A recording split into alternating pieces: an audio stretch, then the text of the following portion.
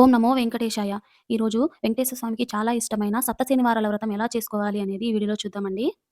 ఈ పూజను ఎలా చేయాలి? పూజ చేయడం వల్ల కలిగే ప్రయోజనాలు ఎటువంటివి? అనేవి ఈ వీడియోలో మనం తెలుసుకుందామండి. ఇల్లు కట్టుకోవాలి అనే కోరిక ఉన్నవాళ్ళు, మంచి ఉద్యోగం రావాలి, మనం పెట్టే బిజినెస్ సక్సెస్ అవ్వాలి అనే కోరిక ఉన్నవాళ్ళు తప్పకుండా ఈ వ్రతం చేయండి. ఈ వ్రతం పూర్తి అయ్యేలోపు మీ కోరిక ఖచ్చితంగా నెరవేరుతుంది. ఈ పూజ ఎన్ని వారాలు చేయాలి అంటే 7 వారాలు చేయాలండి. కానీ వడ్డీ కాసులు వాడు కాబట్టి 8 వారాలు చేస్తే చాలా మంచిది. ఈ పూజ చేసేవాళ్ళు నాన్ వెజ్ తినొచ్చా అనే డౌట్ ఉంటుంది. మనం ఫ్రైడే, సాటర్డే తినకూడదు. ఎందుకు అంటే ఫ్రైడే రోజు పూజకు కావాల్సిన పూజ సామాగ్రి అన్ని తెచ్చుకుంటాము. అలాగే సాటర్డే పూజ చేస్తాం కాబట్టి ఆ రోజు అస్సలు తినకూడదు. ఇంకొంతమంది ఈ వ్రతం పూర్తయ్యే ఎవరి ఇష్టం వాళ్ళది. కానీ ఫ్రైడే, సాటర్డే అస్సలు తినకూడదు. పీరియడ్స్ వచ్చిన వీక్ ఎలా చేయాలి అని అడుగుతున్నారు. మనం ఆ వారం మాత్రం స్కిప్ చేసుకొని నెక్స్ట్ వీక్ నుంచి కంటిన్యూ చేసుకోవచ్చు. కానీ మనం స్టార్ట్ చేసిన మొదటి 2 వారాలు కంటిన్యూ చేయాలండి. ఆపకూడదు. అందుకే పీరియడ్ అయిపోయిన వెంటనే స్టార్ట్ చేసుకోవడం మంచిది. ఈ వ్రతం చేసేవాళ్ళు బ్రహ్మచర్యం పాటించాలా అంటే, ఖచ్చితంగా పూజ చేసిన ఫ్రైడే, సాటర్డే పాటించాలండి. కొందరికి పిండి ప్రమిదలు ఎన్ని పెట్టాలి అనే డౌట్ ఉంటుంది. కొందరు మొదటి వారం 1, రెండవ వారం 2 అలా పెడుతుంటారండి. కొందరు ప్రతి వారము 7 ప్రమిదలు పెడతారు. అది మన ఇష్టమండి. నేను అయితే ప్రతి వారము 7 ప్రమిదలే పెడుతున్నాను. ఈ పిండి ప్రమిదలకు ఖచ్చితంగా నువ్వుల నూనె కానీ, ఆవు నెయ్యి కానీ వాడాలండి.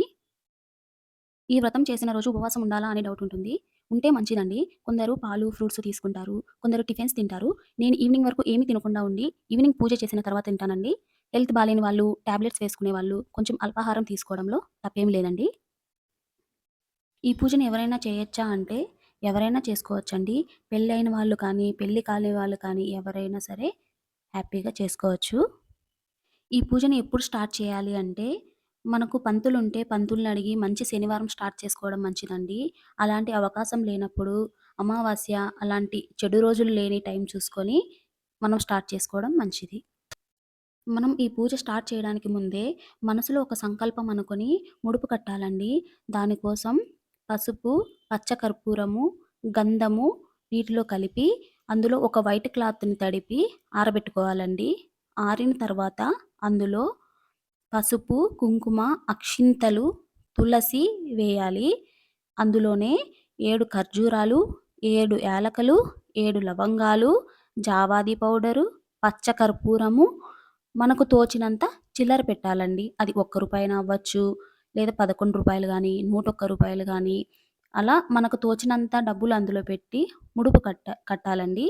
ఆ ముడుపును దేవుడి ముందు పెట్టాలి. ప్రతి వారము ఖచ్చితంగా దేవుడి ముందు ముడుపు పెట్టే పూజ చేయాలండి. నాకు తెలిసి మీకొచ్చిన డౌట్స్ అన్నీ క్లారిఫై చేశాననుకుంటున్నాను. మీకు ఇంకా ఏమైనా డౌట్స్ ఉన్నాయంటే ఖచ్చితంగా కమెంట్ సెక్షన్‌లో తెలపండి. నేను వాటికి రిప్లై ఇస్తాను. ఇంకా చాలా డౌట్స్ ఉన్నాయి అంటే నేను దానికి సెపరేట్‌గా వీడియో తీసి పెడతానండి. ఈ పిండి ప్రమిదలు ఎలా చేసుకోవాలి అనే సందేహం ఉన్నవాళ్ళు ఈ వీడియో లాస్ట్‌లో మీకు లింక్ అనేది ప్రొవైడ్ చేస్తానండి. మీరు అది క్లిక్ చేసినారంటే ఇవి ఎలా చేసుకోవాలి అనేది వీడియో ఉంటుంది. దాని ద్వారా మీరు చాలా ఈజీగా పిండి ప్రమిదలు తయారు చేసుకోవచ్చు. మనం ఇలా వ్రతాలు చేసేటప్పుడు నేరుగా అగ్గిపుల్లతో దీపాన్ని వెలిగించకూడదు. ఒక కైవొత్తిని తయారు చేసుకొని దానితో మాత్రమే దీపాలను వెలిగించాలి.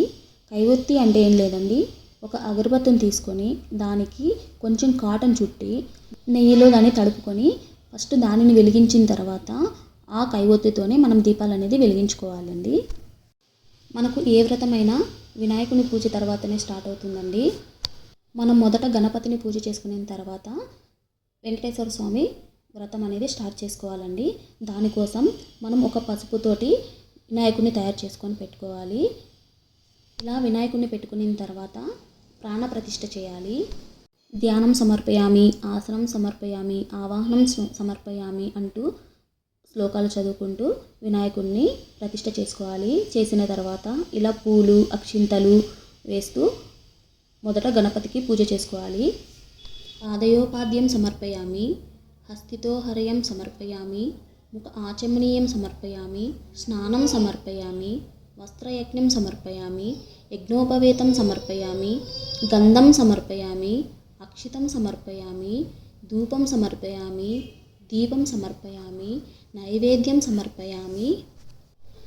వస్త్రయజ్ఞం సమర్పయామి అంటే మనం ఒక కాటన్ తీసుకొని దాన్ని పసుపులో అద్ది వస్త్రంలాగా తయారు చేసుకోవాలి.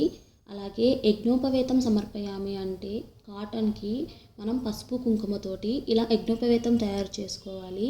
దాన్ని మనం దేవుడికి సమర్పిస్తున్నాము అని అర్థం. అలాగే మనం అక్షింతలు, ధూపము, దీపము, నైవేద్యము కూడా దేవుడికి మనం సమర్పిస్తున్నాము అని అర్థం. తర్వాత మనం ఆచమనం చేసుకోవాలి. ఓం కేశవాయ స్వాహ, మాధవాయ స్వాహ, గోవిందాయ స్వాహ అని ఆచమనం చేసుకొని తర్వాత మనం సంకల్పం చేసుకోవాలి. అంటే మనకు ఏదైనా కోరిక ఉంది అంటే ఆ కోరికని కోరుకొని మన గోత్రము, ఇంట్లో వాళ్ళ పేర్లు మనం ఇక్కడ చెప్పుకోవాలన్నమాట.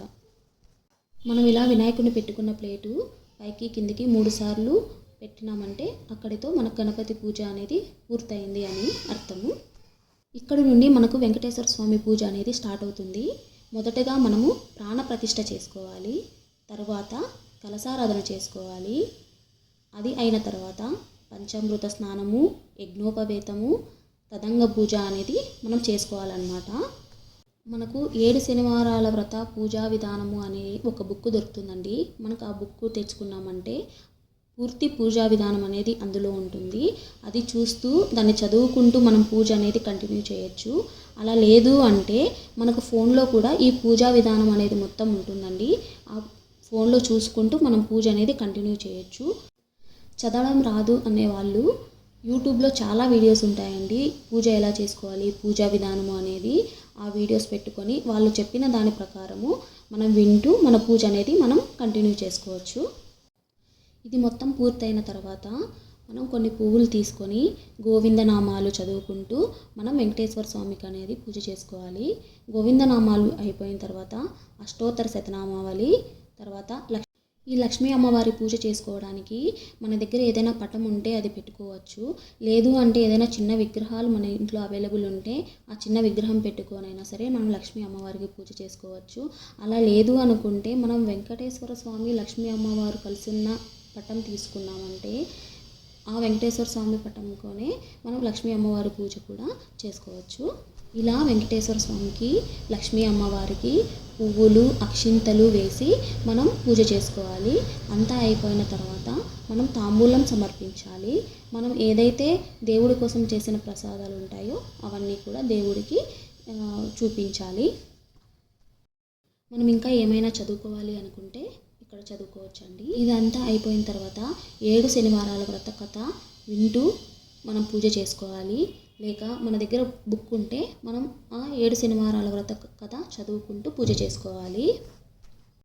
పూజ మొత్తం అయిపోయిన తర్వాత కొబ్బరికాయను కొట్టి దేవుడికి సమర్పించుకొని ఆ కొబ్బరికాయలో మనం కొంచెం బెల్లం పెట్టి నైవేద్యం కింద దేవుడికి సమర్పించుకోవాలి. చివరిగా మనం పిండి ప్రమిదలని వెలిగించుకోవాలి. కొంతమంది పూజ స్టార్టింగ్లోనే పిండి ప్రమిదలను వెలిగించుకొని పూజ స్టార్ట్ చేస్తారండి. కొంతమంది పూజ మొత్తం అయిపోయిన తర్వాత లాస్ట్లో పిండి ప్రమిదల్ని వెలిగించుకుంటారు. మన ఇష్టం, మనం ఎలా అయినా చేసుకోవచ్చండి, తప్పేమీ లేదు. కానీ నాకు చెప్పిన వాళ్ళు పూజ అయిపోయిన తర్వాత లాస్ట్లోనే పిండి ప్రమిదలు వెలిగించాలి అని చెప్పారు ఒక పంతులు. సో నేను దాని ప్రకారమే చివరిగా పిండి ప్రమిదలు అనేది వెలిగించుకున్నానండి. తర్వాత ఈ పిండి ప్రమిదల్ని ఏం చేయాలి అంటే మనం వీటిని ఆవుకు పెట్టచ్చండి. కానీ నేను వీటిని పారే నీళ్ళల్లో వదిలేస్తున్నాను. ఎందుకంటే నాకు ఆవుకు పెట్టే ఆప్షన్ లేదండి. మనం ఎలా అయినా చేయొచ్చు. నేను ఇక్కడ వెంకటేశ్వర స్వామికి కుంకుమార్చన కూడా చేశానండి. మీరు అలా కూడా చేసుకోవచ్చు. వెంకటేశ్వర స్వామి అలంకార ప్రియుడండి. మీరు ఎంత వీలైతే అంత అందంగా దేవుణ్ణి అలంకరించడానికి ప్రయత్నించండి. అలాగే ఈ పూజకి చాలా ముఖ్యమైనది తులసి మాల, నువ్వులుండలు, పిండి దీపాలండి. వెంకటేశ్వర స్వామికి ఇష్టమైన నెంబర్ 7 కాబట్టి మీరు 7 పిండి దీపాలు, 7 రకాల ఫ్రూట్స్, 7 నువ్వులుండలు పెట్టడానికి ప్రయత్నించండి. ఇంకా మనకి ఏదైనా స్వీట్స్ పెట్టాలనుకున్నా కూడా మనం పెట్టవచ్చు. అలాగే వడపప్పు, పానకం కూడా సమర్పించండి.